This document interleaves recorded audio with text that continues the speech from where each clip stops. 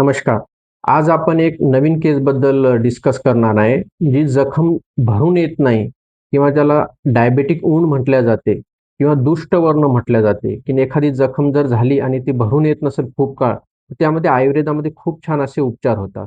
म्हणजे जर साधारण विचार केला आपण तर जखम झाल्या-झाल्या तिथे रक्त निघणे, रक्त गोठणे आणि नवीन ब्लड व्हेसल तयार होऊन ती जखम भरून येणे ही साधी गोष्ट आहे आणि नॉर्मल पेशंटमध्ये घडून येते, म्हणजे आपल्या साध्या लोकांमध्ये.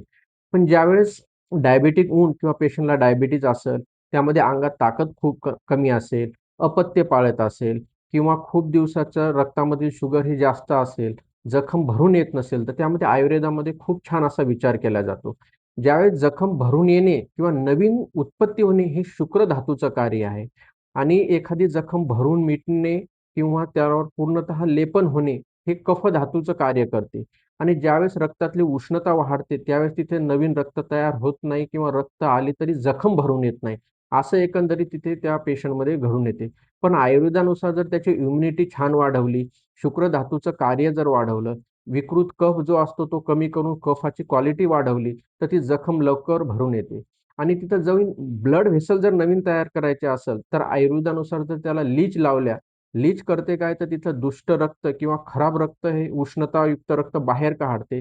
नवीन रक्त आल्यानंतर त्या जखमेचं प्रसाधन चांगलं होते आणि रक्ताची क्वालिटी वाढली की डब्ल्यू-बी-सी जे प्रमाण असते तेही छान वाढून तिथलं इन्फेक्शन कमी करते आणि जखम लवकर भरून येते.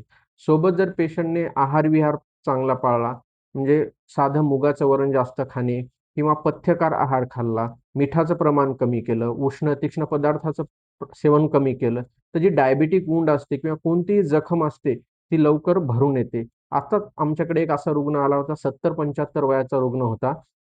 त्याला मागील 3 ते 4 वर्षापासून जखम होती, पण ती भरून येत नव्हती.